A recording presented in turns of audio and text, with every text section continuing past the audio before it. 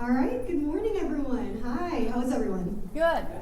Welcome to day 2 of Fintech South. We are excited to see you here. I see everyone has gotten through the traffic and made it to the show, so thank you for showing up this morning. This is the Payments Innovation Room, and my name is Hillery Champagne. I'm the director of Fintech Atlanta. And if you don't know about us, Fintech Atlanta is a coalition of companies working to advance Atlanta as the recognized global capital of financial technology. So I'm sure those of you here who are locals or who live here in the room can get behind that. We're obviously showcasing that this week with Fintech South. So welcome. I've got a couple of notes for you guys here today before we get started. But this is the Payments Innovation track, which is right up Transaction Alley. And if you haven't heard that yet this week, I'm sure you have, so sorry to repeat it. But we are called Transaction Alley because 70% of all debit, credit, and gift card transactions in the US go through Georgia-based companies. And we have 3 great sessions for you here this morning covering different aspects of innovation in the payments industry. Today's first panel is about payments data. Then we'll kick into real-time payments in FedNow. And then we'll close out with how payments companies are engaging with startups. So we hope you can join us for all 3 sessions. 3 housekeeping items for you today. I know it's day 2, but if you haven't downloaded the mobile app yet, there's a QR code on the back of your name tag. Super simple, it'll tell you the agenda. You can connect with other speakers here. Also make sure you check out Braindate, which is a networking and meeting portal that you can use. You can also find that in the app or at the registration table. And last but not least, make sure you check out all the exhibitors up in Innovation Alley. Fintech Atlanta's up there. We'd love to come talk to you, so come by and meet us. All right, so without further ado, while you're here, it's my pleasure to welcome our panelists of the first session. So we have our moderator, Scott Grimes, who needs no introduction. He is the 2021 Georgia FinTech Hall of Fame inductee and retired executive chairman and co-founder of Cardlytics. He was also one of our chairs for Fintech Atlanta in the early days, so thank you very much. We have Dave Excell, who none of our panelists need introductions, but I'll go ahead and do it anyway. Dave Excell, co-founder and chief technology officer at Featurespace. Welcome. And then Dondi Black, EVP and chief product officer at TSYS, a global payments company. And I will kick it over to you. Thank you. Well, good morning, everybody. We are excited that there's actually so much turnout. Up to like 2 decades ago, I spent a lot of time in my job trying to convince our bank partners how, in return for exchanging data with us, we can provide better experiences or better profits to the bank. I think that's come an awful long way over the past couple of decades.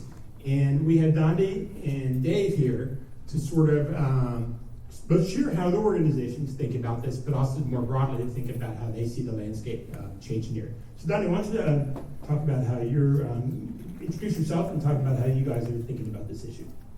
Thank you, Scott. I'm really excited inside of TSYS. We've got an incredible strategic partner network, and Dave is part of that. The team at Featurespace is part of that. We've got many others. Some of you are in the room. And we've been having this conversation. You're right, Scott. I've been in this industry for 30 years plus. And so... You're worse than me. I know. But no gray hairs.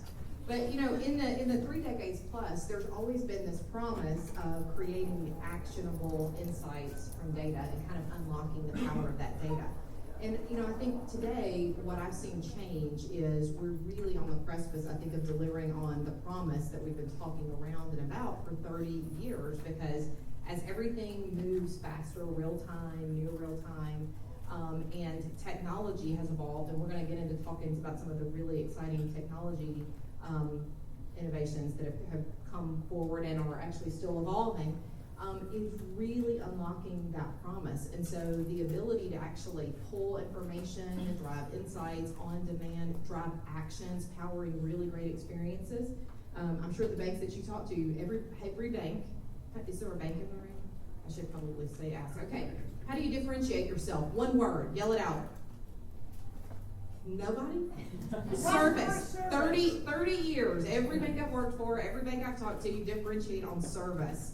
Well, what does that mean? And that means powering really great experiences, pulling out friction, introducing the right amount of friction at the right time in the right way to secure the experience. And so I have seen us really evolve to a place where I think that thing, that vision that we've been talking about is now becoming the reality. And I'm excited today to talk about what we actually see practically, some of the use cases. Yeah, thank you. So, and I'm Excell, founder of Featurespace. And so what we do is we help banks and financial institutions protect their customers from fraud. And we've been doing this for over a decade, and I think there's been some substantial changes in terms of how software and technology has been delivered into banks. So thinking about from early days of Featurespace, going into a bank and saying, will you send us your data so that we can show you what we can do with it, was an enormous uplift to be able to go through. A lot of our software was often then delivered and deployed within the bank's four walls. So they wouldn't even share the data with us, even though we were providing a product and service back to them. But now, as cloud adoption has significantly increased within the financial services industry, a lot of that data is now coming back to us, so that they're now in that position to be able to share the data and enable us to deliver them a better service. We can learn a lot more about how they use our product. We can learn a lot more about how we can deliver better analytics back to those organizations as well. And one of the other really interesting things is around that we're seeing across the different markets is thinking about the UK from a fraud and financial crime perspective, is that banks are being asked to be liable about decisions that their customers make. So if you're a victim of a scam in the UK, the bank will reimburse you the money that you've lost. And so the bank needs to be able to use that data to be able to make an effective decision, because ultimately they're financially responsible for potentially making the wrong decision through that. So that's where I start to see banks looking to use data more and more to help protect their customers and looking at ways in which they can do that even better. You know, one of the things that sort of caught my eye when we were talking over the weekend is a lot of my experience is vendors would come and ask bank partners, arguably for a giant data dump. And then some subset of that data they would use, and that appropriately so created angst with the bank partners, but also created risk, right? If you're right. I talked to you guys, it sounds like you're being a little more surgical about how you use and protect data. Can you touch on that? I think that's right. For the longest time, it's you want to improve insights, you want to improve predictability, and the secret sauce was more data, more data, more data, more data. And today, the reality is technology has evolved, and so today it's really about being surgical. To your point, the least amount of data. What is the least amount of data that we need in order to yield something that is highly predictive and highly actionable? And that's really the beauty of the technology and the way it's evolving, that we're able to engage in with partners like Featurespace. And then the beauty of the cloud, of moving this data analytics into the cloud, is the ability to scale up and scale down. And so when you talk about those risks, it's real. It's reputational risk, it's financial risk, it's regulatory risk. And the beauty of being able to do this in the cloud means not only can we be surgical with the data that we're using, but our clients can also have the ability to scale up and scale down in terms of their risk appetite, in terms of financial constraints, affordability constraints that they may be managing. But also it's the ability to learn quickly, adapt. It's the speed, it's that information, those insights, the access to that on demand. And so the ability to learn, iterate, go back, but all along the path, doing that with as little data as possible, the right amount of data. Like I said, the right friction, the right way, in the right place, at the right time.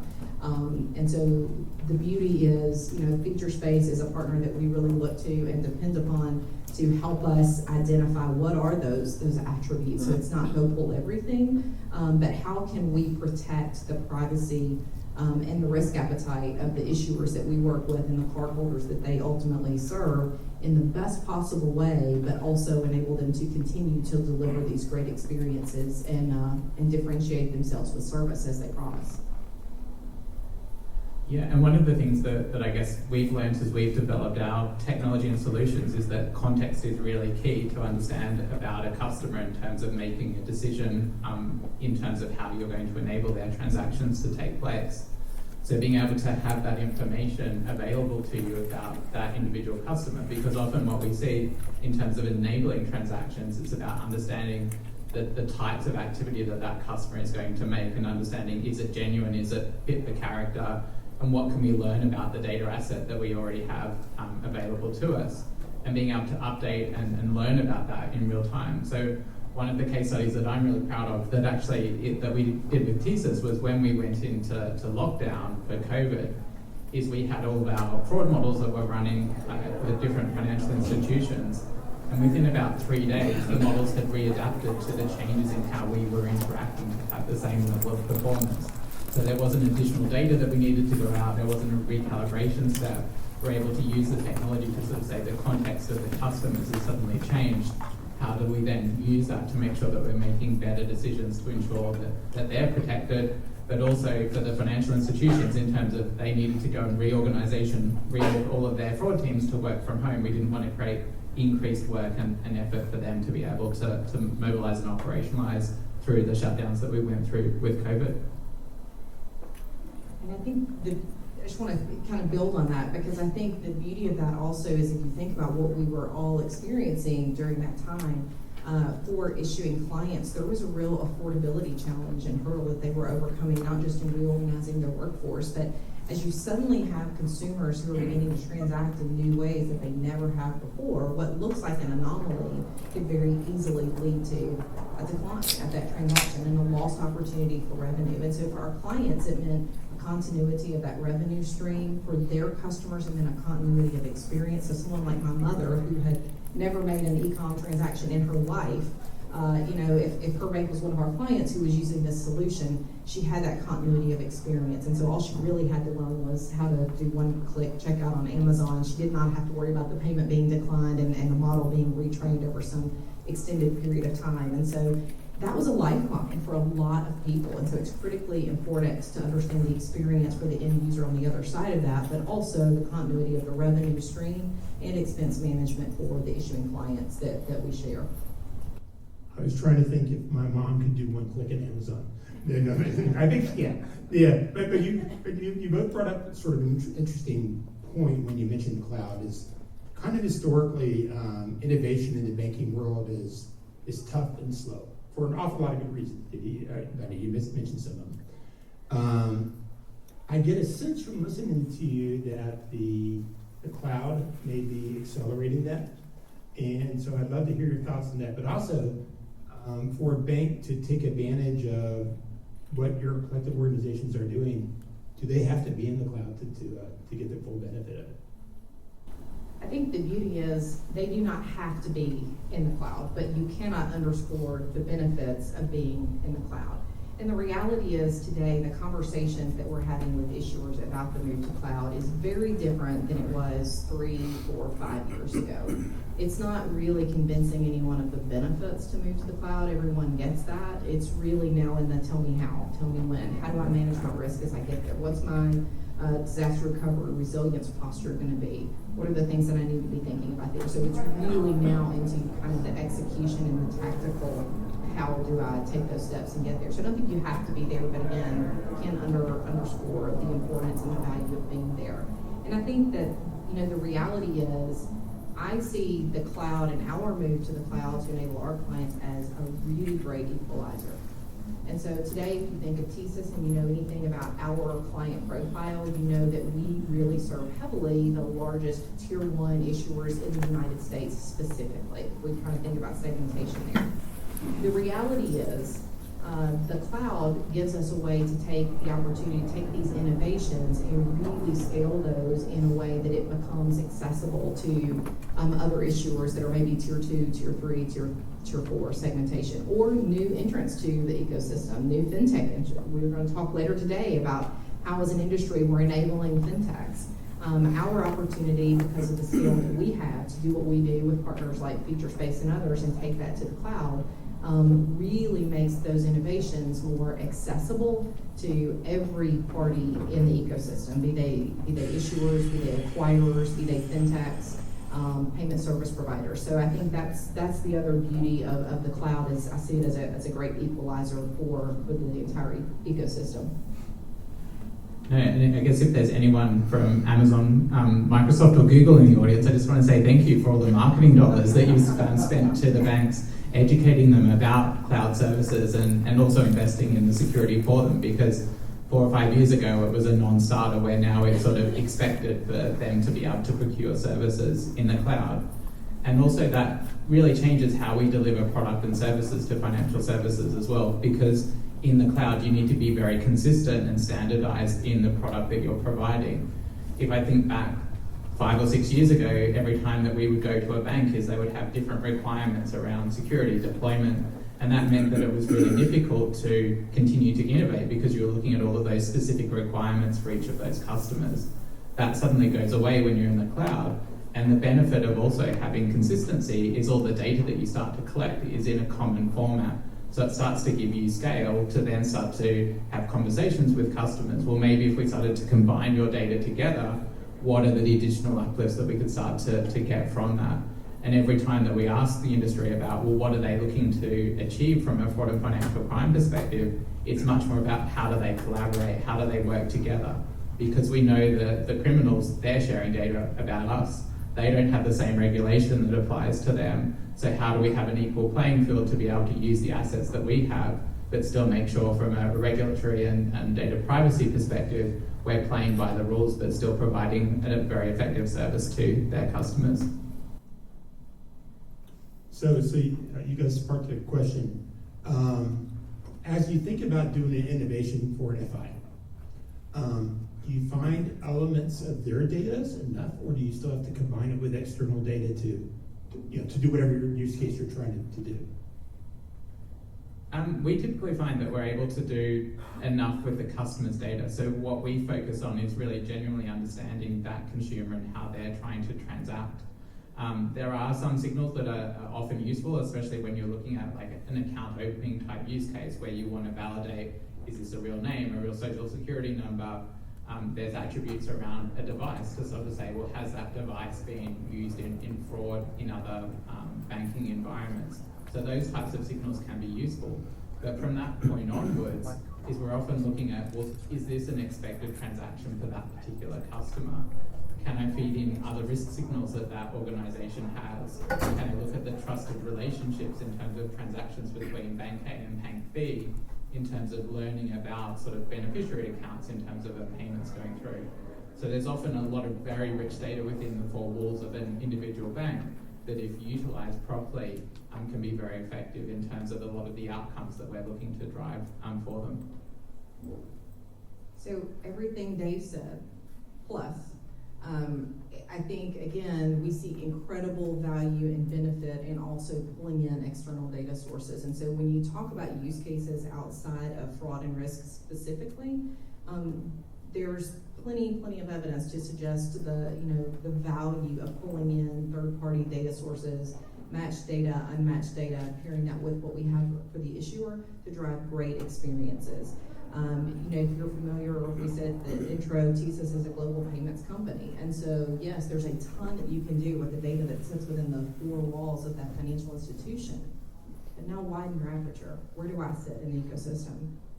I sit with a partner who is a leader on the acquiring side. And so now I've got another source of data that I can pull in, and I can leverage that in a million ways to drive incredible experiences, not only to reduce fraud and risk, but also to create great experiences in terms of loyalty, the kind of things that drive organic loyalty. I'm not talking about points here, I'm talking about the stuff that is so seamless and secure that it makes you want to repeat that and do that over and over and over again. And so I think there's also a ton of value that people are just starting to really tap into around what are the right alternative, third-party, external sources that I can bring in. And the beauty of that is we also are developing new models every day. We've got an incredible data science team who's able to harvest not only the information that we have about our issuers, but also pull in information that's available even in public databases and be able to extrapolate from that insights and predictions around all kinds of events that ultimately you would deliver back to an issuer and help them manage the portfolio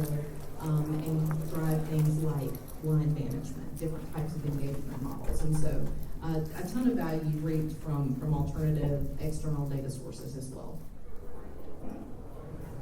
Let me ask one more question. I'm sure I'm not going to ask this quite right. A while ago, I was with a couple of senior people from Facebook, and they had done a deep dive in a bank. I won't mention the bank name there, but they had done a deep dive in the bank, and they came to a conclusion that the data was really valuable.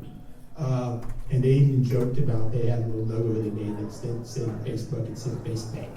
But then the macro point. It's not a joke. No, that was actually true. So I guess the macro question is, most of us work within the industry. There are absolutely people outside the industry that believe they can partner with banks and they can create more value from this data than we can. What's your reaction to that? I think, can they? Sure. Should they?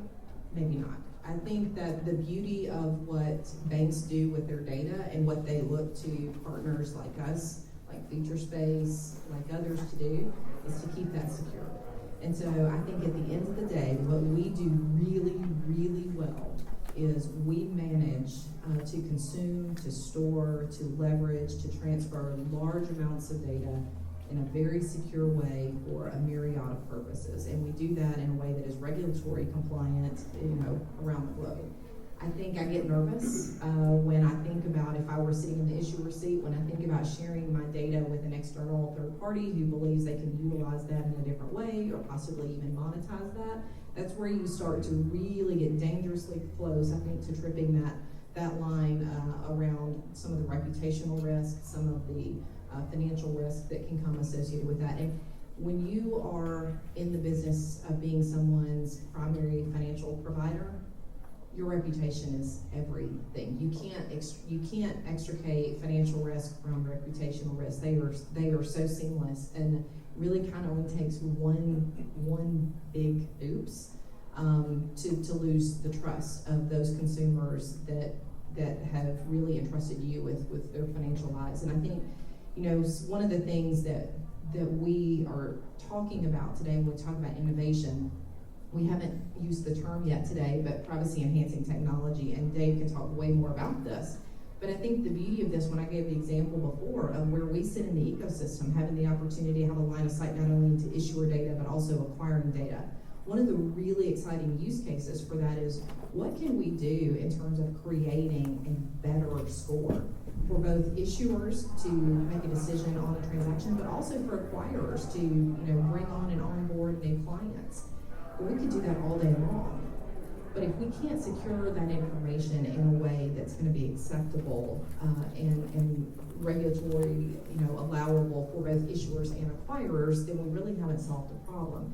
And so one of the things that we're really excited to explore together is the application of privacy-enhancing technology that allows us to not only create a better kind of scoring mechanism, but wrap that with technology that is really going to be kind of the ultimate barrier or protection of the identity that a merchant needs to authenticate. Is this person really who they say they are before I go forward with this transaction? And to make sure that issuers can have more confidence, again, that they are acting and authorizing that transaction with their true end user's best interest in mind. So maybe you want to talk a little bit about that piece.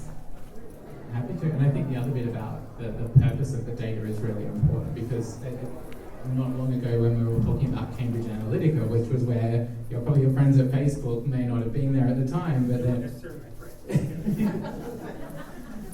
but that becomes a really sort of interesting way in which the data can be misused in terms of public perception, and that's definitely not an area that no one wants to be in.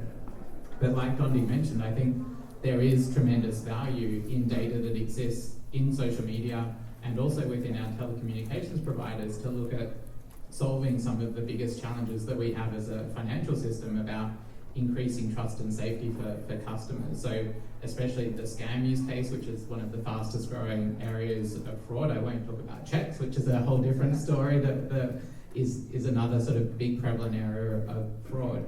But being able to use technology like privacy enhancing technology to be able to exchange information between entities or between legal barriers to be able to inform sort of a transaction to sort of say, well, is this expected to go through? And one of the best examples that I had was thinking about like a business email compromise type case study where if you're like a farmer, you purchase a big John Deere tractor, a big payment that you're likely to make.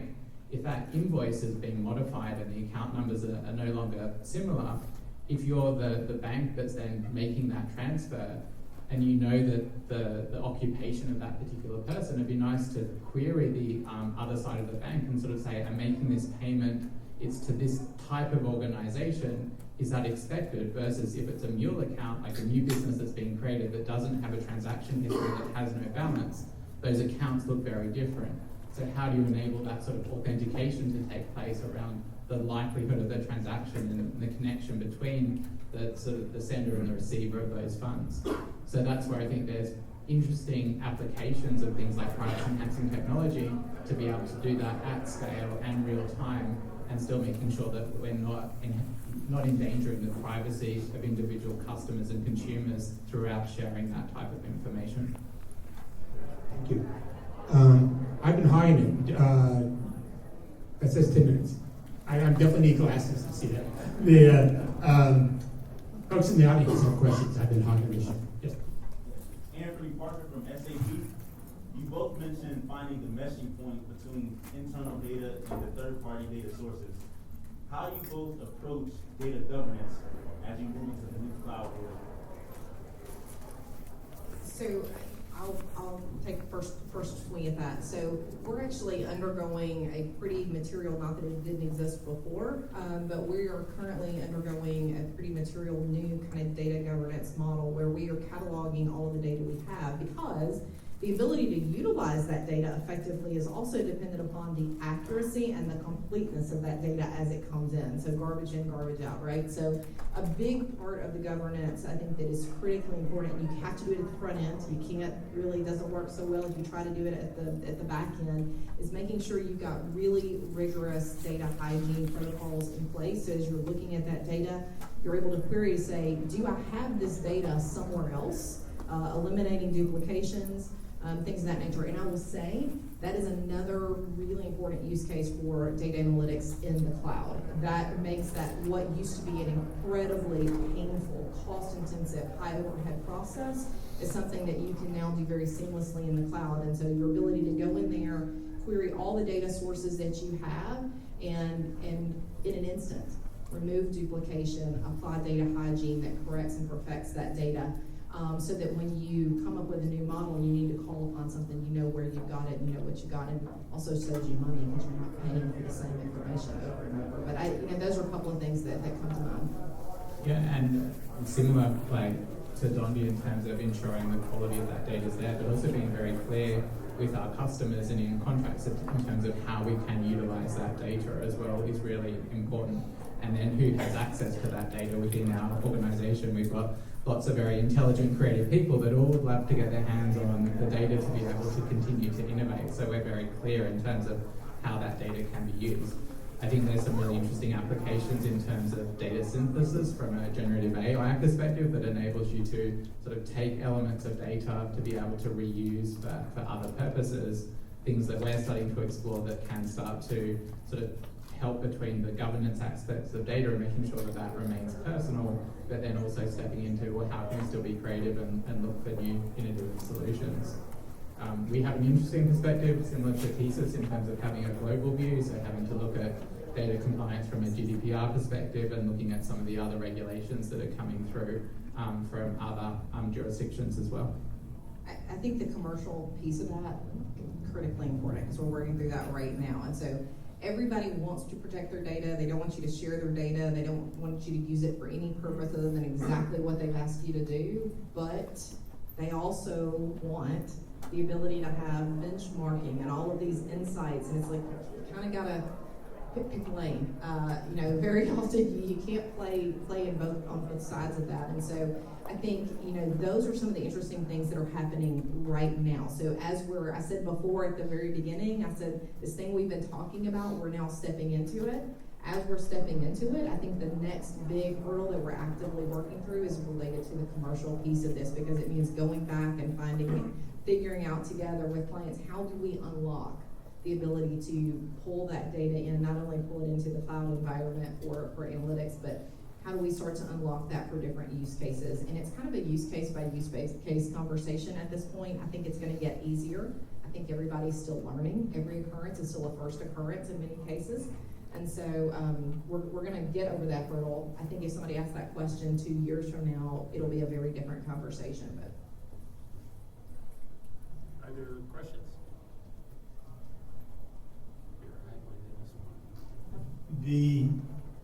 You both sort of touched on it.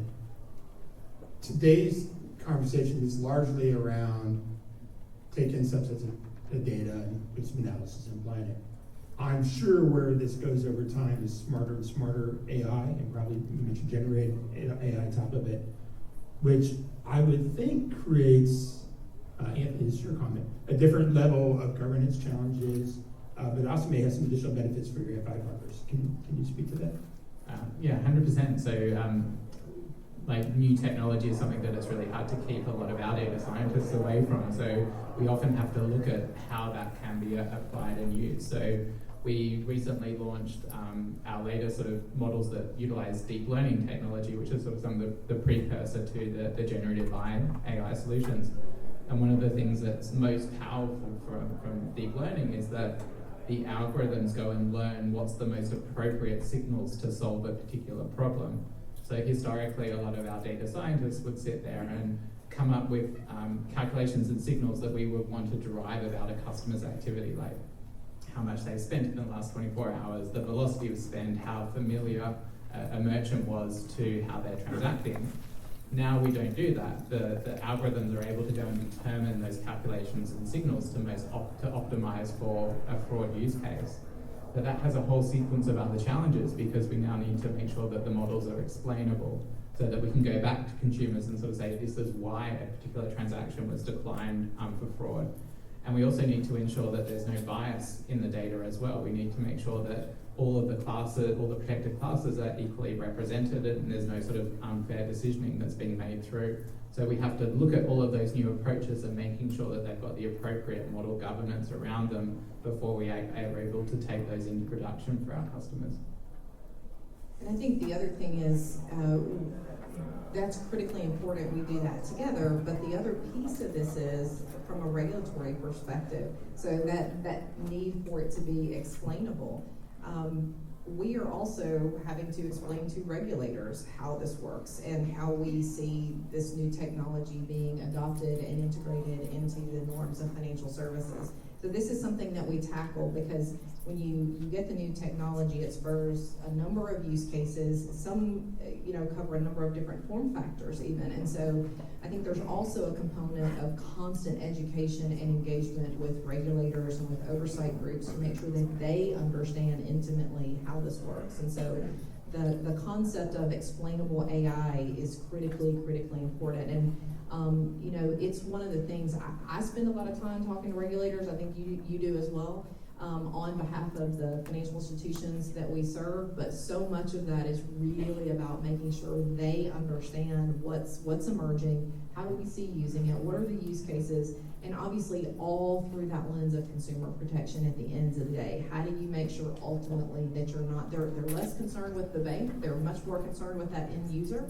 And so that's become kind of an interesting challenge as we go forward. I spent time on Capitol Hill probably, maybe 6 months ago, doing nothing but, it was an education day for regulators.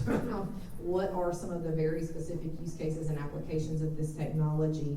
And every one of the questions I got, none of them were about protecting the financial institution. Every single one of them were get to the end user and explain to me what is their experience, or how are you protecting them, or do they have the liability in this?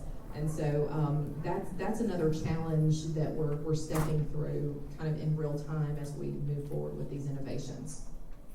And one of the good things is the regulators want to learn as well. They want to go eyes wide open into a lot of this technology and actually see how it can make a difference to society going forward. So like one of the other use cases that we haven't quite touched on is also looking at some of the human crimes that take place by being able to see fraud and AML taking place. So that's another area where we can actually use this data to actually look at societal impact in terms of making sure these bad actors don't have access to the financial system as well. So we're about out of time. I suspect an awful lot of people who came to this session came because they're thinking about how do I share my data? How do I get benefit from my data? Are there any sort of pieces of advice for those attendees as they're kind of going through that journey? So as the product person in the room, innovation for innovation's sake never solves anything for anybody. So, you know, when I sit down with an issuer, the conversation is really about what's the problem you're trying to solve. And so I find it's much more practical, reasonable, actionable if we can all align around exactly what's the problem that we're trying to solve, because once you can define that, you've generally got some guide rails as far as risk tolerances, financial implications, and that helps to kind of guide that conversation. So if you're thinking about sharing your data and you're sharing it in new ways, my question would be why? I want you to share it, absolutely. We all benefit from it, but I would get down to where are you starting, and I will tell you, we talk a lot about fraud and risk because guess what? That is the easiest place to start. And when you talk about PII information and sharing a PI and where do you actually have the ability to kind of share some of that even within the confines of GDPR and other data privacy legislation around the world, you've got a permissible use case there. And so that's typically the easiest starting point for people, and it has real tangible benefits for consumers and cost-saving benefits for issuers. And so that's kind of the logical place to start. But I would say if you're thinking about it, you need to get really crystal. What are you trying to solve? What's kind of the metric for success, and then work back from there. 100% what's the outcome that you're looking to derive from sharing that data, but I guess on a more practical level, it's making sure that you truly understand the sources of that data as well. So do you have the documentation? Do you have the rights to the data? Have you acquired the data? And what's the permitted uses in terms of your customer agreements that have sort of given you that data to start with are also questions that need to be answered before you go through and start to share that data. Thanks, Dondi and Dave.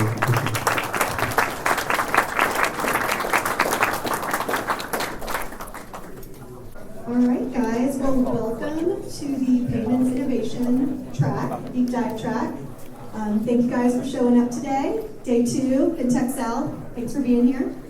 I am thrilled to announce our next session and our speakers. You're here for the need for speed, the launch of the FedNow service, and industry perspectives on the impact of instant payments. We have our esteemed speakers here today. Elizabeth McQuerry, partner at Glenbrook Partners. Sven Hinrichsen, president and GM of AP Automation at Corpay, a FLEETCOR company. Kara Ford, industry relations. Sorry, Michael, I skipped you. I was looking at my list. We'll go in line. Mikel Reed, division president, payments at Deluxe. Kara Ford, industry relations, Federal Reserve Bank of Atlanta. And last but certainly not least, Audrey Hall, chief product officer at Brightwell. So thank you all for being here today. Fantastic, thank you, Hillary. So who has heard about instant payments in the United States? All right, keep your hand up if you have used instant payments from RTP or FedNow. All right, okay. Well, we will be looking for your commentary later. But we want to keep it fresh and real here. We've got 2 major instant payment systems in the United States, and the Federal Reserve's just debuted in July. So this is very exciting. We're moving into a new phase. And there's all sorts of opportunity, and I think a few ambitions, a few perhaps challenges that we need to work through. And we're going to hear about those from a business payment perspective. But first, let's just hear a bit more about FedNow and what it can offer businesses, fintechs, and if you have a burning question, please feel free to raise your hand. If not, we'll have a little time for Q&A later as well. So over to you, Kara. Welcome. All right, thank you. I'm Kara Ford. I am from Federal Reserve Financial Services, so in case there are any Atlanta friends in here, I don't work in Atlanta actually. So I am an industry relations manager. I spend most of my time working with the industry on faster payments and how to bring banks and organizations in our ecosystem up to speed and utilizing instant payments for the better. And so a lot of you raised your hands knowing that you use instant payments today. But what I'd like to question is, do you know if you're actually really using instant payments, or are you using something that looks and feels like an instant payment to a consumer versus the actual settling of and clearing of money in real time? So FedNow, as Elizabeth mentioned, was launched this year in July. On July 20th, we went live with 35 banks and 15 service providers who joined us on that evening. And it is an instant payment infrastructure that is available to all of the banks in the United States to send and have access to instant payment services, which is the clearing and settling of money in real time. And so what that means for all of us is that we get access to money. We feel that today, right? You probably use Zelle or Venmo or PayPal, and you get some sort of access to your money. But your bank or whoever's sitting behind that is actually taking some risk for you in the meantime in a good funds model to give you that access. And so by introducing an instant payment rail that clears and settles in real time, it allows your institution or the institution supporting these businesses the ability to remove that risk of the settlement of the money in the back end by making it available 24/7, 365. Okay, that was fast. So you mentioned that the sort of distinction between what feels like real time versus what I think your definition of real time, that it's completely end to end from a clearing and settlement perspective. Tell us a little bit more about why that's important. Yeah, so it's really important to both our financial institutions and businesses and consumers, right?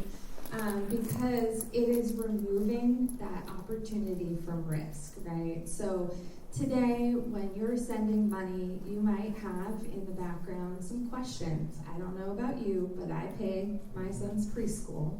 And if I go into bill pay and I put in there that they need to pay the tuition check on the first of every month, I have to actually put it in to send 5 days earlier to ensure that my son's preschool is not hitting me up asking where tuition is and charging me a fee for being late. And so what does that put in there? That puts in some process confusion, right? Imagine scaling that to a business level. Somebody who's sending and receiving payments, thousands of payments a day, and you have no idea when your money's going, when it's going to be received, is the end person receiving it? And so you're putting people, right? People and processes onto that problem to try to solve it.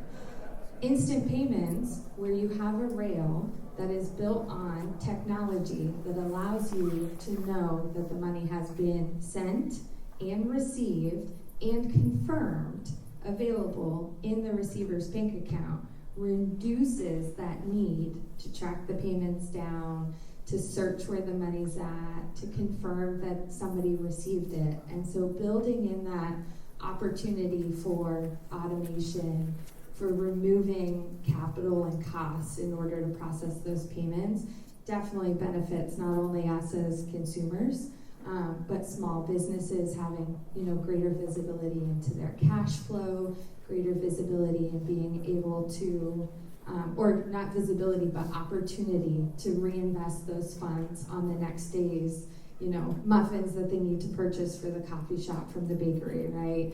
And then as you start to scale that, it also brings in the ability for larger corporations to automate and track down and confirm where they're at from a liquidity standpoint and a cash flow standpoint. I'm glad you brought this to larger businesses, right? I think it's pretty hard not to argue that bank bill pay for consumers is not a broken process. Hopefully you can fix that. And obviously with the others in the market, right? It's a big country. We need a lot of options here. But one final pitch for these businesses, and then they're going to tell you what they really need. Over to you, Kara, and then we'll, I think, how about we go first to second? After you give us a business pitch. Business pitch. Okay, well, if cost of a transaction and being able to, we're all in a situation today, right? The economy is where it's at. We're looking at the overall cost of operations and doing business. And one of the most heavy costs is understanding where your cash is, what it's doing, how you can use it, and when will you be able to receive or send out more money, right? That's a basic piece of doing business. And by having all of these questions within the process of sending, receiving, and reconciling money, you are spending money every day trying to figure that out. So if you had a payment rail that included data, like remittance information, that could be connected to an actual payment, and you removed the questions of mailing a check or sending an ACH, hopefully that goes on time, from a vendor to you, why would you not want to introduce something that can simplify that process, that can reduce your costs and give you the opportunity to invest that money somewhere else or build a case for more revenue? That was fantastic. I think when you said ACH, it got slower than that. She's sending us subliminal messages. Freudian slip. So we've asked these businesses here to tell us, about where they are, kind of what they need for their business purposes, and their aspirations with services like FedNow. So over to you. Hi everyone. Thank you for having me here today. So I'm Sven Hinrichsen. I'm the GM and President of AP Automation at Corpay. A little bit just about what our business does, because I think that will put a little bit more context into my opinion of FedNow, which overall I think is fantastic. But there are some things that we still need to kind of figure out to make it work at the B2B scale that we need it to. So overall, we do accounts payable outsourcing. So for companies that are 50 million to 5 billion in annual revenue, they'll outsource either all of their accounts payable to us or a subset of it. If it's a subset, it's just, hey, let me see how many payments I can actually put onto a virtual card. I'm sure many of you know what a virtual card is, but just in case, it's like putting a payment onto a credit card that you have in your pocket, except it's a one-time use virtual card. The vendor then just processes those payments. Those are fairly instant. They're not quite instant. But there's clearly a cost. There's the interchange cost, just like our vendors pay when you buy your coffee. Then we also do full AP, which is where I think FedNow plays a much bigger role, where we actually will process all of our customers' payments on their behalf and settle it or send them out as check, ACH, virtual card, or some proprietary payment methods that are in the marketplace more known as like ACH plus or enhanced ACH. Because we serve a larger customer demographic than the SMB space, a lot of reasons why customers want to partner with us is to reduce burden. So they don't want to have a massive AP department to actually be able to process all their or send all their payments. They want to reduce their fraud liability. So we offer fraud protection for all the payments that we process on our customers' behalf. And then they also clearly want a rebate of the virtual card. So where I think FedNow can play a really big role is actually in conjunction with another product of supply chain financing. So supply chain financing, a lot of you, I assume, are aware of it, but just in case again, it is a customer can either delay their payment to the vendor, or if it's vendor initiated, they can actually expedite those funds. And that is something that we're seeing a growing and growing demand for in the marketplace, especially as the interest rates keep rising. People are paying a much closer attention to their cash flow, and where I think FedNow can play, or RTV can play a major role, is to maximize those large, that float for those largest payments to your most important vendors. And you can really, if it's due on September 30th, you send it on September 30th towards the end of the day. Where I see a hurdle with FedNow, at least from my understanding today, and I'd love to be cleared up if I have a misunderstanding, is there's a transaction limit of about $500,000, or of $500,000 per transaction, right?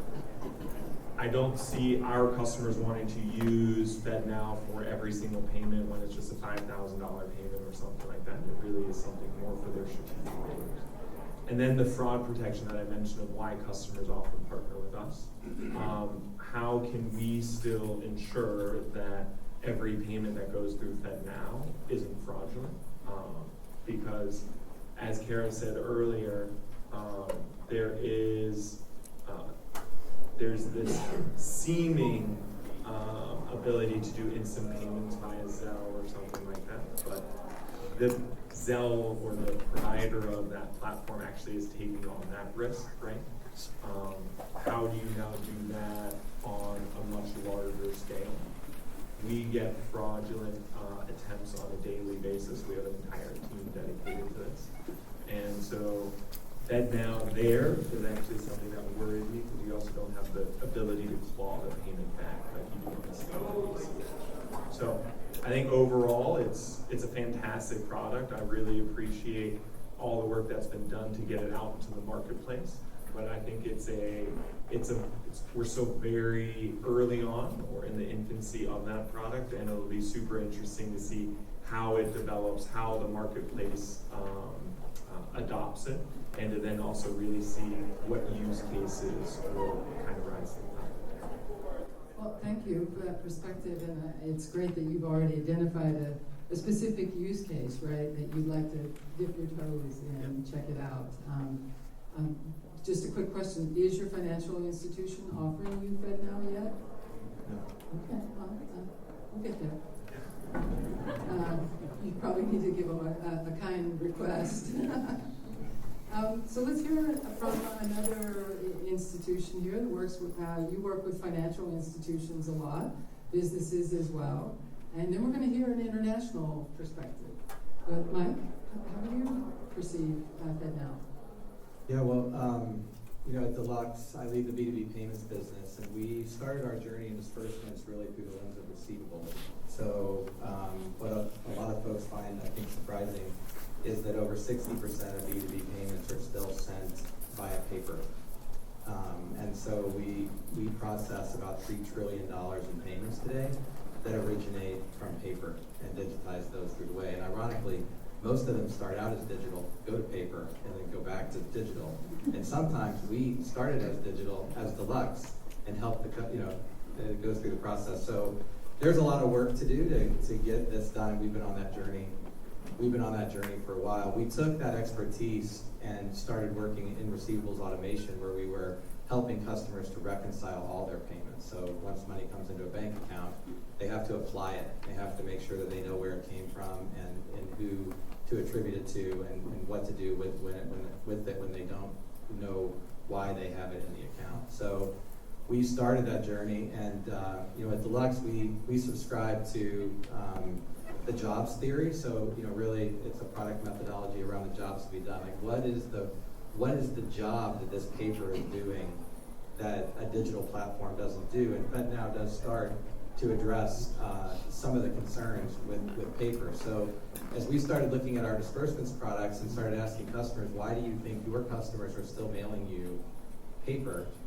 it really came down to three factors. Number one was most of these payments, they didn't want to store hard ACH wire information for the person they were going to send the payment to, because they didn't know how often they were going to need to send these payments. So they simply didn't want the risk or the liability of having that information. So, you know, we started the journey thinking about that, and then customers were telling us, and also I really want them to tell them what the payment is for. So if you think about a medical claims payment, if you are using your insurance and you're out of your network, so you know you're on vacation, you sprain your ankle, you go to the closest clinic and you get seen, you pay your out-of-network copay and you leave. Well, in that scenario, your insurance company is going to communicate with that provider using paper. So they mail the information from the clinic will mail the information or they get the information to the insurance company. The insurance company mails it.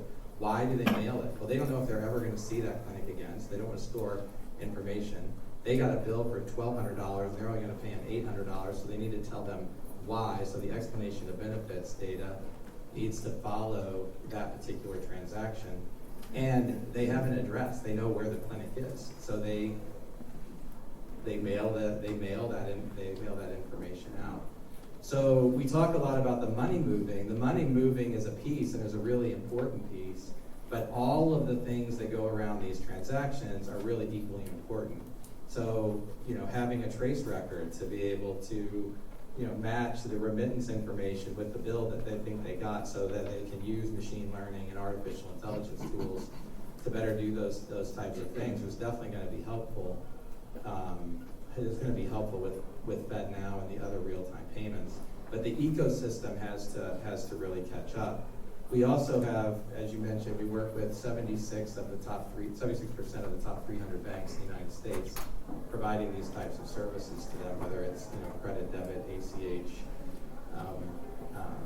you know, lockbox, RDC, what have you. So we get to see a lot of those different things. We have a workflow product tool that helps a bank manage their interbank and intrabank exceptions. So things that go bump in the night across any of their processing products, our workflow management tools help them to reconcile. So somebody calls into their call center and says, you know, I was trying to send money and something went wrong. We help them to navigate that. We've deployed that capability in Europe, particularly in the UK, where we have to do that all real time. So it was mentioned, a lot of people believe in all these ecosystems. So why, you know, so moving to bank, why would a bank resist doing this or not be so happy or so quick to do it? Well, all of our systems are batch, as we all know in this room, but most people don't know. It's all batch. Everything, we move information so that we know, okay, Mike probably has the money and he's probably going to pay Sven, so okay, I'll let that happen. But everything all happens then behind the scenes. Files go out, payment instruction files and information files, all that stuff goes out, which creates risk. Well, now the burden is on the bank or whoever is sending it to validate all that information instantaneously, real time. Because as soon as the money goes to Sven, it's gone. It's like cash out the door of the bank. So being able to balance all of these types of things. So the good news is there is technology that can solve all of these problems. You know, virtual cards are a good way to solve a lot of these problems, and there's technology in place, and we've deployed technology to solve these problems, as have, you know, others in the room. The challenge is the use case, and each specific use case is different. Medical claims payments looks different than property casualty insurance, looks different than title company. All of the use cases are different. So, you know, it's gonna take some time for us to get all of the connective tissue tied the right way to solve each of the use cases. But the good news is the technology all exists to do that, and now with the new payment rail, it does afford a new opportunity to move the funds a lot faster than we were getting before. If I could, let's dig into the, if you will, paper check versus, you know, a real-time payment. I mean, obviously everything has opportunities as well as challenge, risk, but isn't like mailing a check is like sending cash in the mail in many ways? I mean, isn't that why they're being targeted for theft? Yeah, the question is the liability, and who has the liability when, right? So in the scenario of real-time payments, the bank has the liability almost immediately if you look at precedent of other countries, which I'm sure, we'll talk about. But in the UK, when I was working at a big bank over there, as soon as I sent the money, it was my problem. And if the sender and the receiver had a dispute, it was on me to arbitrate that dispute, and usually the liability was mine as the bank. So if that type of environment is here, then it's going to the banks are going to be resistant in some cases to send money. All of them will want to receive it. They're all going to say, yeah, absolutely, sign me up to take those payments. There's going to be a bit of concern in sending it. Whereas, if you're mailing a check through the mail, whose liability? Where does that liability sit? And we've conditioned consumers in particular who now run small businesses that, there is with cards there is a very clear process to adjudicate claims. I want to be fair and maybe confess that I still write a few checks. I write a few this week. It's tax week, right? Because that's my comfort zone with tax payments, because I pay quarterly, right? But use an occasional other one too, and they're all fine, right? But they're just like any other payment type. There's a risk. Absolutely, there's a risk in everything. And my job is to figure out how to ensure that we have digital platforms where you're not mailing checks anymore. Mm-hmm. Yeah. So if tax payments may be one that we should look at. Like how do we help? The government's probably not going to take a virtual card as an example. Well, then that was fantastic. So let's turn, I think, to a purely perhaps global, international perspective from Brightwell. Yeah, absolutely. So let me set some context here for what we do. So Brightwell started out helping cruise ship workers actually get paid. So people who work on cruise ships come from over 140 different countries around the world. So you can imagine it's a very complex problem to solve because you have a bunch of different regulations and laws that you have to abide by. And so we started out by integrating with multiple MSPs out there and providing a fintech app and a solution to pay these workers and help them to bring that money home to their friends and family around the world. What we recognized through this and through integrating with 6 different MSPs was how complex and challenging it is to get something like that into the market. And not only that, building up the fraud capabilities, the compliance around that to support that business. And so we built a product called ReadyRemit that helps our clients to send money for their users as well. And so it's an embedded solution with APIs or SDK into their product to help their users to remit funds to their friends and family. So what's really interesting to us, to bring it back to the FedNow, is obviously some of our clients still send domestic payments, and we're helping from the corporate disbursements angle as well to eliminate checks in a lot of ways. That is our enemy at the end of the day. And what we're looking for, though, is for more mass adoption of the services. And I think right now it's a question of when our banking partners will take that on and when they'll start to use the FedNow so that we can also provide that to our clients as well. And then looking at what we're trying to solve for with our international users is when can we expect more of a global coverage from this service. And so those are the questions that I have in my mind, but same thing with our banking partners. We know that they're going to have additional complexity by offering this, additional concerns around liability, as well as how are they going to handle all of these disputes and these issues that are going to come up from integrating with this service. Just out of curiosity, in your current international arrangements, are you working with real-time payments in any other market? I mean, Mike mentioned he was in the UK. Do you have a perspective? No, today what we use is actually what's called Visa Direct. So we ride on the Visa Direct rails for OCT and AFT payments. So essentially pulling a payment from someone's debit card and then essentially pushing that payment out to another card in the ecosystem, which can be globally. So it allows us to do what looks like real-time payments. So I want to give Kara a chance to sort of respond, provide some perspective on where this might be going. but please, queue up your questions, comments, just right after. Okay, so I'm gonna address one by one, right? I do need, anybody have some notes? So I know Sven talked about limit, right? And then we talked about fraud. And so one of the things, if you have been following real-time payments and the launch of TCH as well as Sven now, is banks are concerned, right? Fraud is scary.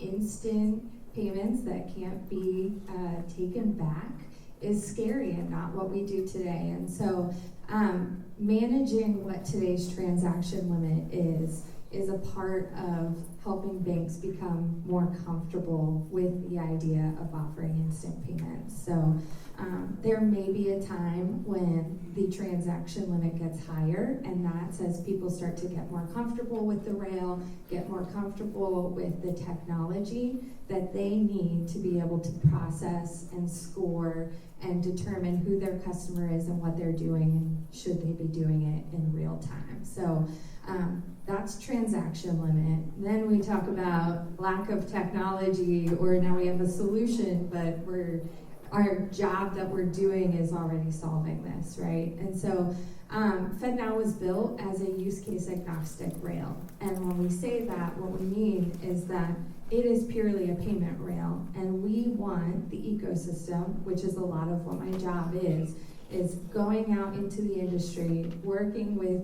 those people. I don't want to say the smart people because that makes me look bad, but the people who are doing cool things and innovating on top of payments, determine what is that real problem point, what's the pain point, why can't we change behavior of the people who are sending payments, and build technology on top of it. And by creating a payment rail that doesn't just focus in on this niche idea that maybe we think or this bank thinks is the problem to be solved, but keeping it use case agnostic, so that way the innovators and the people doing really cool things can build the technology on top and solve the problem that needs to be done. Then, if we think about unfortunately, right now, it is a U.S. domestic rail, right? And so I can't solve cross-border issues, but I can talk about ubiquity and our desire to make FedNow available to every single person in this room, no matter where you bank. And so I mentioned in the opening that we went live with 35 institutions and 15 service providers who are ready and certified and excited to bring you on board to FedNow. That number is continuing to grow daily. So my number is 2 days old, and I'm probably wrong if there's any of my coworkers in this room, but 2 days ago, we went up to 70 financial institutions who were live. And those 70 financial institutions are not live on both networks. So it's not like they decided to go live on one and it was really easy, right? Because they had all these things in place. There's 70 institutions who may be live on both networks, but also may only be live on FedNow. And then on top of that, we've increased our service providers who are ready, willing, and able to sell solutions to banks to offer FedNow to 35. So that number is growing, our pipeline's growing. We have over 150 organizations right now who are committed to being in the pipeline to turn on FedNow. So we are consistently seeing the uptick in the industry. Kind of like the conversation earlier where Dondi said the cloud is not, should we be there or should we not be there? It's, I know I need to get there, so I know I need to offer instant payments. I just don't quite know some of the things around how to offer it. Or I know I need to get there, and now I realize I have to change how I do fraud reporting, how I do risk scoring. And so the time is coming in the industry. We are seeing the uptick. We are working with the ecosystem on the things that they want to do and the industries who are really excited about it.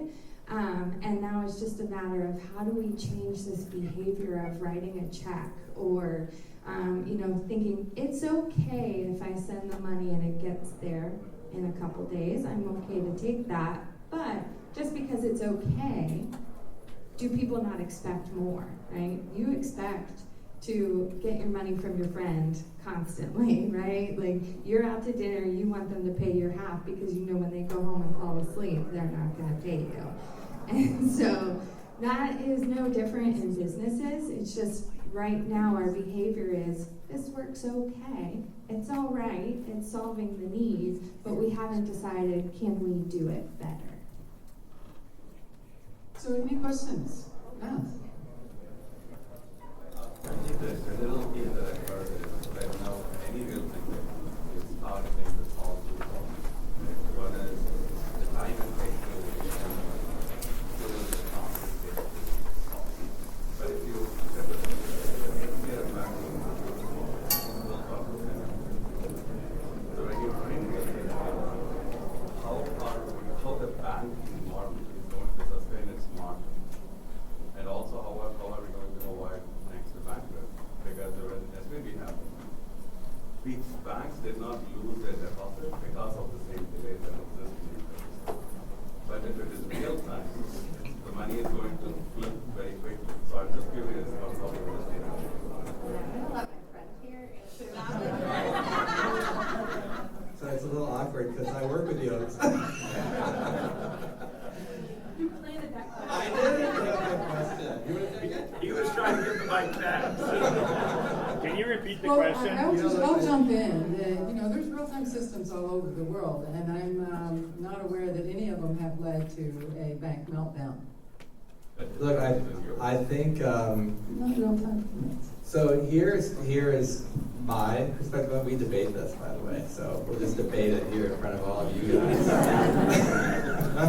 So here's my perspective on this. And by the way, if it seemed as though there was, like, we all want this to work, real-time payments to work and to be a rail that's going to work. And in fact, we're working with the Federal Reserve in Minneapolis on the e-remittance program because I think that getting money and data to move at the same time is the only way that we really get this to go. The Federal Reserve is a customer of Deluxe.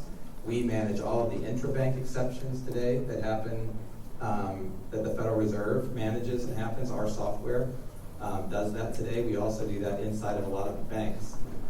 And we do it as Deluxe in the UK for banks that have real time in place. So we do have messaging that we can do all of this real time. So we do all want this to work.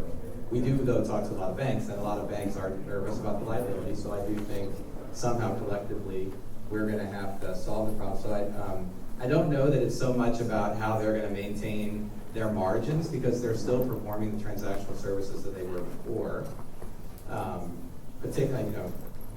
Particularly, in many of these cases, they do make margin though, like virtual cards and other things where there's an issuer behind the card. So, they do have opportunities to maintain margins in those spaces. But I really think the question is on the business, and why is it that businesses, when I came to Deluxe, I was shocked at how many checks were still being sent. I had come from the consumer payments side of this, where we had pretty much gotten rid of checks everywhere. And then I learned there's all these checks, and you really start to dig in. And virtual card is a great way. Commercial card is a great way. There are ways that banks can do this stuff today to start to get it moving. But I don't know if you want to add to that. I think one thing that you're mentioning in terms of the economics is also, well, if it's instant payment, there's no float revenue, right? And so that's the thing that all banks focus on, right? To be like, well, okay, I sent the ACH, but I'm still going to get float credit for 1-2 days or whatever it ends up being, right? So I think that'll just end up getting priced into if you want to have a Fed now payment. So a Fed now payment, that individual unit cost is going to have to be much higher than a standard ACH so that the bank will still be on par. I don't think it's an issue right now just because the limit is where it is today. So it's not like most of the volumes all of a sudden go through FedNow, hopefully one day. But I actually otherwise had a question for you, Eric, because Well, we got one here, but go ahead, you got the mic. Because it is still early on, but have you guys seen any trends of who's adopting it, for what, like what types of transaction, what types of businesses, anything you could provide? So I can talk specifically about industries. So the industries right now that are not just excited about FitNow, but actually are using it, real estate. And so we are working heavily with the real estate industry, trying to figure out how do we get better access to cashier, right? So in the process today, right, you have to have a cashier's check most often. And that's not easy when you don't have a physical bank. And so I can tell you that I have a virtual bank, right, and has no branches anywhere here in the US. And to get a cashier's check is a 7-day business turnaround. But I don't know my closing costs. I don't know how much money I need to bring to closing 7 days ahead of time, right? And so we are working with the Association of Realtors to figure out how we can put FedNow in there into that process. So that way there's better access and ubiquity and inclusion into the ability to buy and sell a home. The next is gaming. So it is people want to fund and defund their accounts, whether it is virtual gaming, sports betting, there's so much out there that's way beyond my comprehension in the gaming world. But those digital wallets that people are using, whether it's in their version of the metaverse or in their MGM wallet, etc., people want access to that money immediately. They win big, they want to bring that down. They see an opportunity, they want to take that money up. And so that has been an uptick in terms of an industry that really wants to ensure that there is wide availability of FedNow and the ability to be able to work with banks who are there and have the consumers who are into those pieces. Another industry is payroll, and so I think that is maybe not for all of you, but for some of us in the payments world, payroll, we think, oh, it's a perfect process, right? Like ACH is great, and we can just plan for this and send the money, but it is absolutely not. And there is a whole new industry. I know people are so sick of gig workers, or like the saying about this gig economy. But in reality, there are so many people out there who are working jobs where they need that instant access to funds at the end of the day. And we are very much privileged if we live in a world where we don't need our money for every 2 weeks and we're not strapped to buy groceries, to get our kids to school, to have funds to be able to do things like that. There's also state laws that are coming into place that say you have to pay a worker in this certain type of job when they quit on that moment, right? And so often, if you are, one of the states is California, right? And you have to pay that person if they leave that job on that day immediately. Do you think that a 7-Eleven, a movie theater, a gas station, whatever it is, has that cash on hand? Not likely, not if they have to pay the last 2 weeks worth of wages in that moment, right? And so payroll and earned wage access are really two opportunities where we're working with organizations that are looking to figure out how they can better disperse funds to make it a more equitable playing world for people, to be more inclusive, and to really give people access to the funds that they need, especially in this environment. Yeah, very important considerations. I know we had one question here, then there, and then I think we have to take our questions to the hallway afterwards. But you two, and then response, and I think we're out of time. Great discussion thus far. I have a two-part question. Part one, I'm assuming this is not really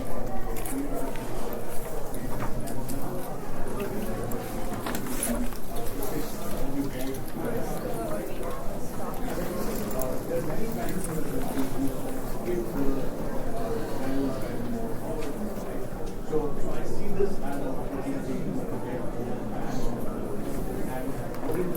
between how long does it take, what is the performance, and a big size bank with 10, 20 million dollar assets?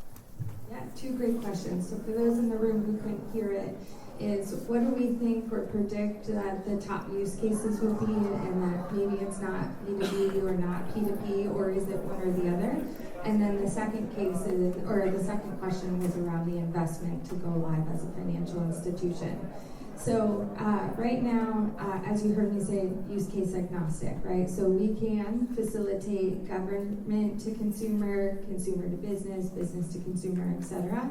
And we plan to also include P2P as a piece of that. But today, even though you're willing to give your account number and routing number on a check, most people, if I told them, especially my mom, she was very shocked to know that when she hands somebody a check, it has her account number and routing number on it. But you're not going to hand that to somebody, right, to do a P2P payment. You're going to be like, here's my QR code for Venmo.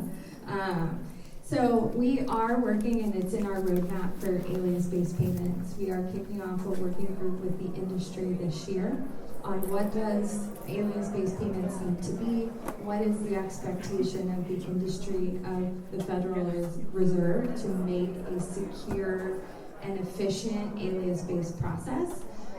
So that is something that's out there. I will say, though, as these gentlemen might have experience working with the banks, is where do banks think that they need to cost recover is by charging their corporate customers for instant payments, right? Because you can charge the most, you can apply account maintenance fees, etc. And so even though P2P might be a huge opportunity, we are used to, as consumers, getting that stuff for free, right? Like, I'm not paying to send my friend money when I can go somewhere else and do it, right? Whether they get it for real or for not, and they've got to cash out, I'm still going to do something that's free. So the industry leans different ways, but it is something we're working on. In terms of investment, I can tell you that that range is the widest range that you could possibly imagine. So often when you get into introducing real-time payments and switching from batch into real-time processes, it's not just your payment processing that needs updated, right? And so these projects are full transformation projects at financial institutions, which causes some of this hesitation, right? You need to be able to risk score in real time. You need to be able to post money out of somebody's account. Even though we're doing that as ATM and card transactions today, sometimes it's still a little mind-blowing, right, to be able to figure out what technology can do that efficiently and effectively. And then you need to be able to report, right? Like, banking loves reporting. And so that's all batch-based as well. And then we think about the commercial world where you do intraday reporting, beginning of day reporting, end of day reporting, right? To be able to change all of that.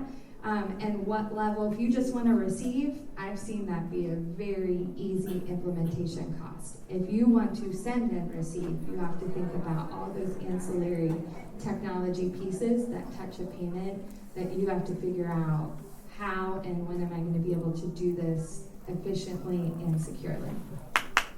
Working through the ecosystem is huge. Do we not have time for the one question? Unfortunately, okay, no. I'm sorry about that. But thank you very much.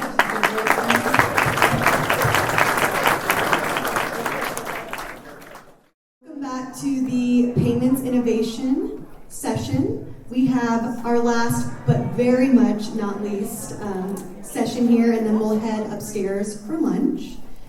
Quickly, I'll just give a little introduction of these fine folks up here. This is the lessons learned from the Olympics, how Visa is building gold medal partnerships with fintechs in Atlanta and globally. And we have Mikel Thomas, a 3-time Olympian. Let's give it up for that. And inclusive client partnership strategy at Visa. Good to see you. We saw him at our last Fintech Atlanta Run It by the Buyers event in August. Gave some great feedback to some of our fintech startups here, so thank you. We also have Patrick Williams, Head of Global and North America FinTech Partnerships at Visa, also one of our board members and incredibly involved in the FinTech ecosystem here, if you don't know Patrick. And I want to make sure I have your information correct. We have Mr. Alex Gonzalez, host of the Disruptor Studio podcast and Chief Innovation and Marketing Officer at the Metro Atlanta Chamber. So without further ado, I'll pass it over to you, gentlemen. Thank you. And so, this kind of gave away the 3-time Olympian. I was actually going to frame it as, between you two, we have 3-time Olympians there. And let them figure out how many, who had more Olympic appearances. But we'll go from there. We'll run a little race right here. Exactly.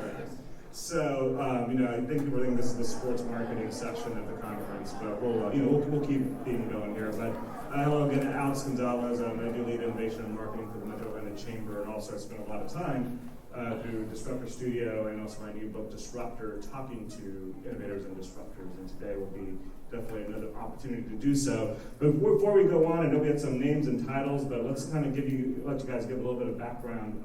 So Patrick, let's start with you. Yeah, I'm Patrick Williams. Patrick Williams, like the title says, I head up our FinTech partnerships at Visa. Many of those are global in nature. Many of those are also domestic here based out of the U.S. I've been in the payments industry for going on about 24 years. And prior to that, I actually worked on the Olympics. I parlayed that into a job at Visa at one point, and that's how I began my career working on the marketing side. Also, other athletic accolades. I was on the JV baseball team. Thank you. Turned that into later in life, a baseball coach. Was the championship coach of the Druid Hills Athletics in the spring 22 season. Thank you, everyone. I have a ring to show that accomplishment. But yeah, super excited to be here. Thanks for hosting us, Alex. Thank you, Hillary, for the opening remarks. Hard act to follow. Yes, I had the honor of representing my nation. We had an accent from Trinidad and Tobago. So I was able to, that's right. And the people are taken anyway. In track and field in the 110 meter hurdles, so I literally clear hurdles and obstacles for a living. It comes in handy for the job. And then kind of prior to that, I actually also was a firefighter in Clayton County, so I served the city in an intimate way.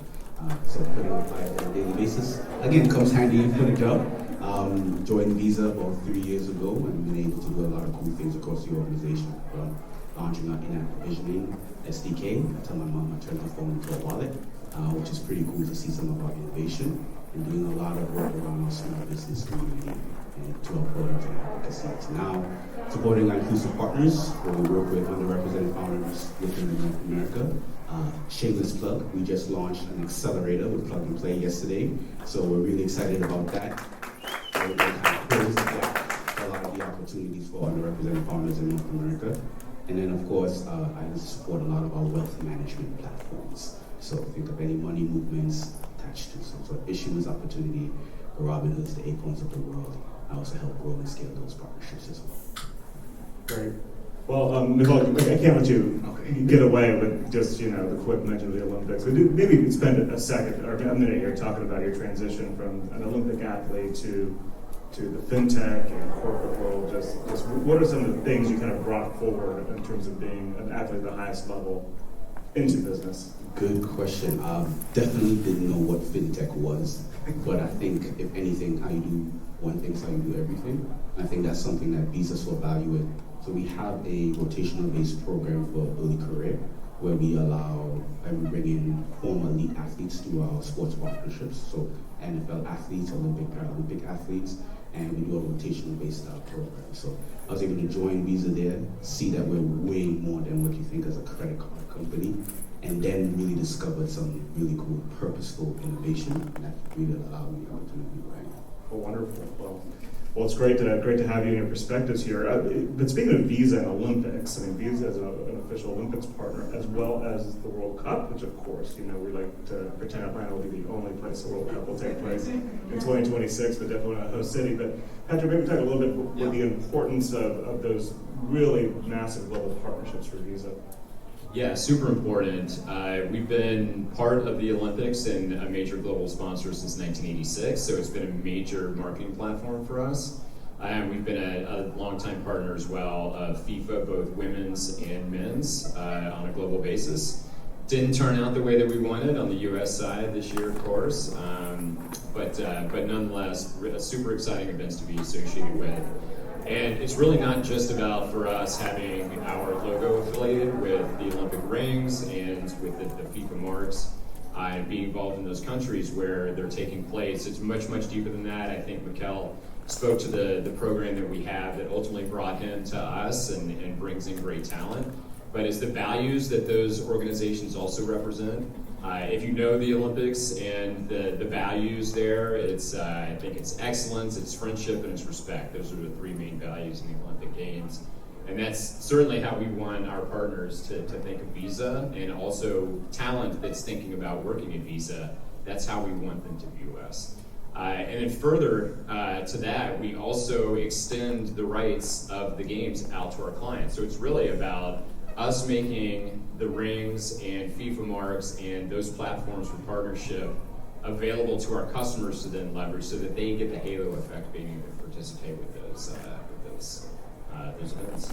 Wonderful. Well, let's take it from kind of this global stage here to Atlanta. And of course, Atlanta, in addition to being a home of World Cup in 2026, in addition to, of course, the 96 Olympics, of course, in addition to being the capital of FinTech, of course, being the global innovation hub, Visa is here, and you all arrived really in a big way. Massive national live CNBC announcement, earlier this year. So talk about why Atlanta is so important for Visa. Yeah, really, there's a number of different reasons that Atlanta was an important market. One, I was based here. It was important. That was the starting point. Mic drop on that. Yeah, exactly. Done. We actually started looking at Atlanta as a city that we wanted to be located in pre-COVID. So breaks went on. We were in an office for maybe a month, and then we shut that office down. It was a WeWork space. And then we got back at it a couple years later, and the desire and the passion to be in the city never really waned. It was just a matter of time. We actually went from starting at about 100 employees, and then as we started to engage our executive team, then that number quickly grew, and as we were running around looking at office space, it made it a long trail of offices that weren't going to work because they were quickly becoming too small. So we're now located at 1200 Peachtree Street. We're the top 4 floors of that building across from Colony Square. And really our objectives were, it was multifold. One was talent. So it's really important to the culture at Visa that our employee base looks like our constituency as well. So the people that are using our products on the small business and the consumer side. So that's one. Getting access to an incredible talent pool. Atlanta has probably one of the richest talent pools for payments in the country. There's, I don't think, any disputing that from the folks that are in this room. So that was another. And then we wanted to be in a destination where people wanted to live and work. So that was also really critical. And Atlanta is a very desirable place to live. Cost of living is great. It's family community, and there's also lots of opportunity for us to, frankly, get involved with boots on the ground in the community. So those were some of the reasons that we chose Atlanta. And Mikel, kind of building what Patrick just said in terms of the aspect of inclusion and diversity, wanting to make sure that Visa looks like it's consumer-based, also small business-based. How does Visa kind of enable that, both in terms of talent, but maybe also from a kind of client perspective of consumer and small business? Yeah, small business is the backbone of America. And so being able to support businesses to help them be the best way to pay and be paid, even because when you think about creators, we consider them as well to be very vital as part of the ecosystem. So enabling and inviting as many to the financial system is very, very important to us. So from programs like She's Next, where we focus on female entrepreneurship, and enabling and expanding that even into health and wellness and beauty, to being able to also work with the various partners to start grouping a lot of services for when women enter those types of programs that not only just get access to capital, but it's access to network and access to services that allow their businesses to thrive in new ways. And then the cool part of it is that we have the partners of the ecosystem. So you're talking about banking partners and enablers are also an integral part of the whole ecosystem to allow small businesses to thrive.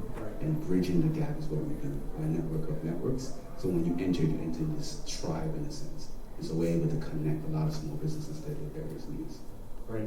And that's perfect. And we're going to come back here to talk about maybe not small business, but also startups and how you engage. But before we do that, Patrick, maybe talk a little bit about, with kind of the global perspective you all have, particularly in this industry, the sector in fintech.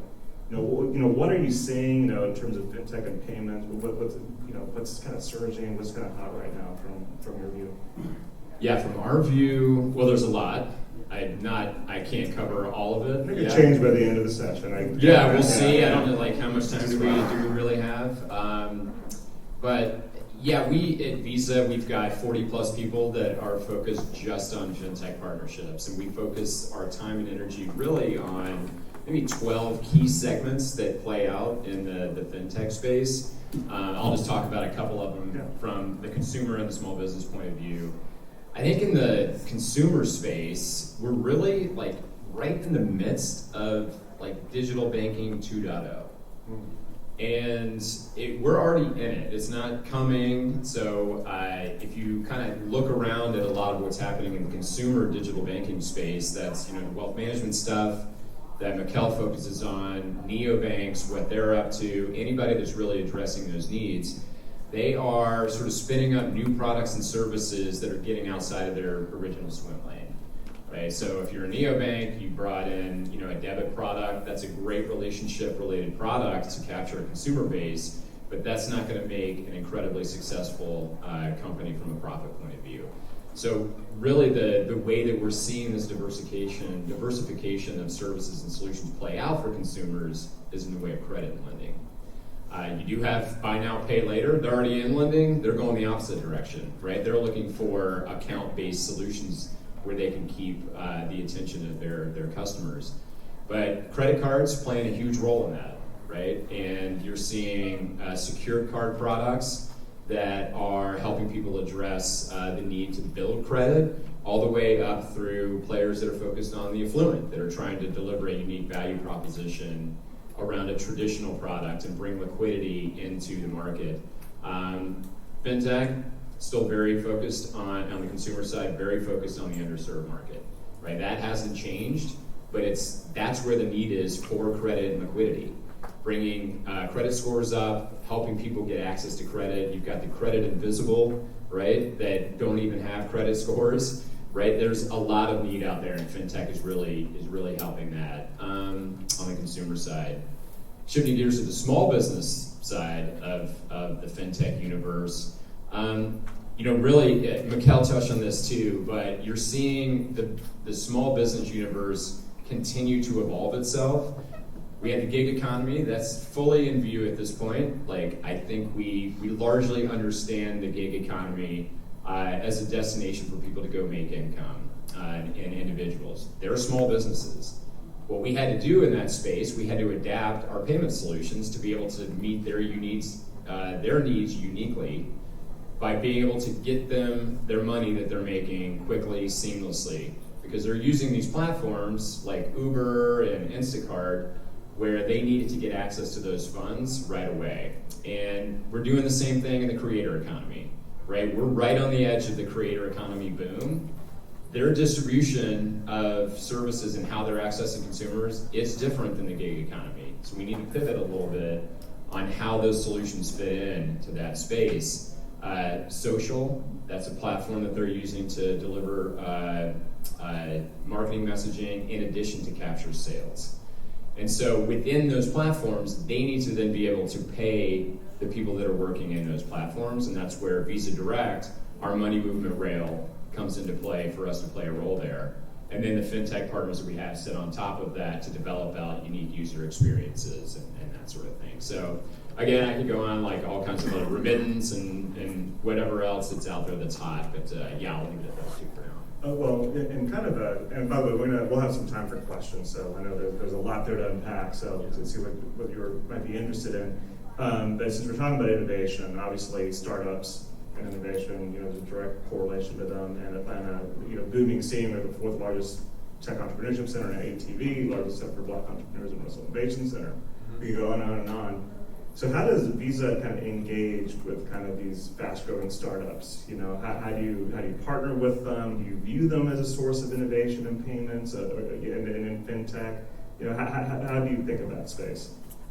Yeah, we've got a handful of programs that we engage startups and fintechs with. The first is our flagship program. It's called the Visa FinTech Fast Track program. That's where we provide startups unique access to, one, companies in the overall space that can help them get their products to market, because most of these fintechs, they can't do it alone at the outset. So we make that connection. We provide unique economics that we wouldn't usually provide to a company of that size. And we provide, of course, mentorship and education along the way. We also have Visa Ready, which is a certification program where we pre-vet fintech companies so that other constituents within the universe of Visa clients can then get access to those companies to support them on things like fraud, authentication, data solutions, etc. And then we also have the Partner Connect program. And Partner Connect program is a way for us to bring fintechs into the space similar to Visa Ready. It's like you have to be Visa Ready certified, and then you can get into the Partner Connect program. And that's really where we do the marriage between our other customers and fintechs to be able to support those customers. And then the final one I'll say, there's a lot of programs, but the Visa Everywhere initiative is a great one too, where we task startup companies with solving real-life payment problems. And they pitch back into committees and panels of judges that we have. They can compete for financial prizes. We've had like 12,000 companies that have come through that program in over 100 countries, I think. So super successful. So those are the sort of standalone programs. They're Visa.com. You can go there and get a little bit more in the way of details. I want to open up for questions here. But before that, Mikel, I know before we came in here, you talked a little bit about we'd love to see more startups and more, kind of talk about this pipeline for startups in fintech, particularly for underrepresented founders. What's the opportunity here in terms of building that ecosystem? I think it's as we look in and we invest and we see it, the fruits will kind of bear itself. For example, the Visa Everywhere initiative, we've been doing an inclusive version for the last 2 years, and this year, all of our versions from Black Edition, female founders, LGBTQ+, were all women. So like you're seeing diversity even within diversity, and I'm very excited about that. We have great representation for female founders in something like that. And so we're excited because not only, yes, it's a pipelining opportunity, yes, it's an opportunity for us to stretch our purpose, but then we're also seeing like really cool blockchain and payments integrations, and it's a way for us to be on the ground and see who's next and what else is doing, and how are you addressing some of our needs, and where can we plug in to kind of advance and add that fire behind what a lot of these founders are doing. I think that's the exciting part. I really didn't even think I would enjoy this early stage innovation space as much as I do, but it is something that's truly exciting. The combination of grassroots innovation combined with the scale they able to provide, that's a powerful combination. So what questions do we have out there? And you could ask about the Olympics, it's okay. Yeah, there we go. Right there. Pedro Flores FI, client engagement solution for banks and neobanks. Curious on this line of collaboration with underserved founders, fintech. Visa has this massive ecosystem, speak different language, may have different incentives, may have to have 10 conversations versus 1, 2 in a startup. So maybe you can share some of the learnings that you guys have done to better connect with the ecosystem? For sure, I can start and back it up. A lot of it is bespoke, to be honest with you. And what we try to do, especially with our inclusive client partnerships team, is serve as your POC. So you don't need to navigate the big Visa machine. We'll be able to help walk you through a lot of that. And sometimes you don't know what you don't know.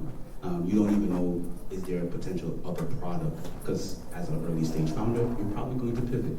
Is there another opportunity for you to integrate some of our other APIs and things of that nature? So we're coming in almost not just from a commercial opportunity, from the guidance, as true deeper partnerships.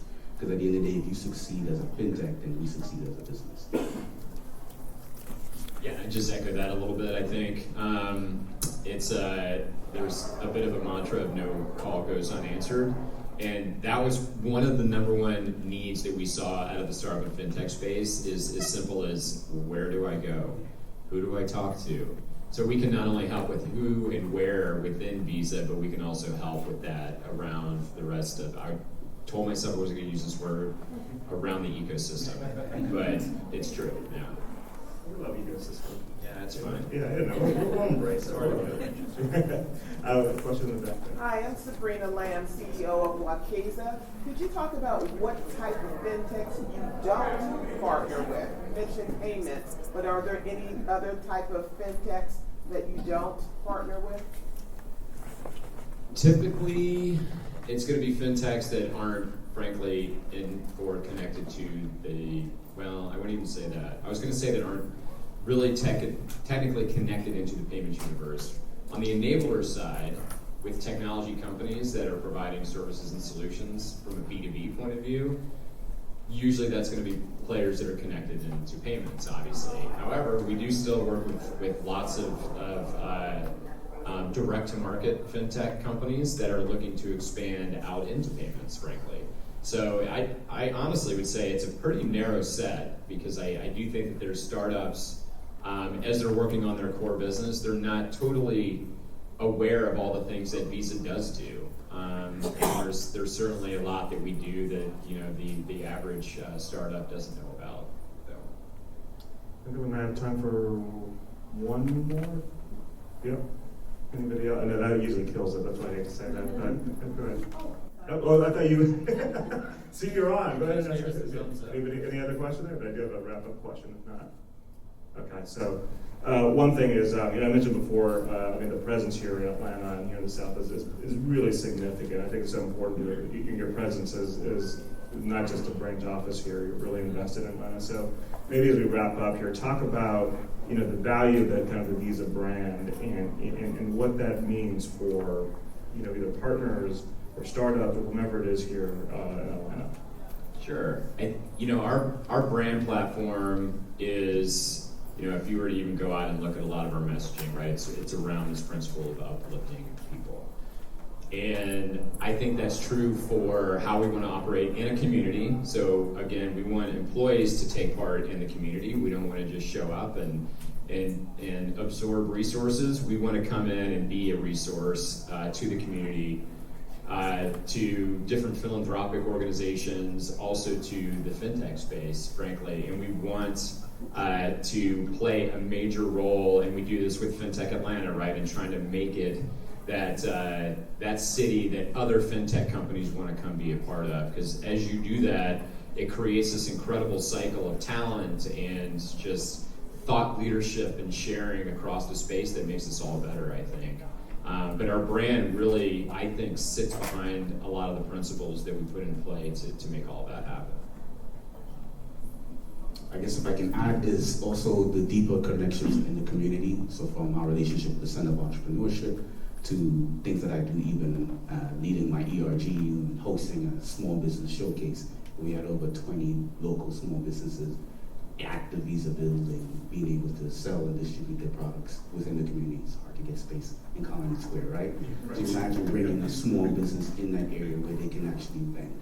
Like, how can we be able to do those type of things to actually make sure that the presence is felt throughout the city of Atlanta? And that's something that we're excited about. Well, good. Well, your presence is definitely already felt. Look forward to what it brings. And thank you and thank Visa for its investment here, and most importantly, in our businesses and our partners here. So thanks for that. It's great to have between the two of you, three-time Olympians, JV champions. I'll let you guys decipher it, whatever. But thanks again for your time. Thanks, everybody.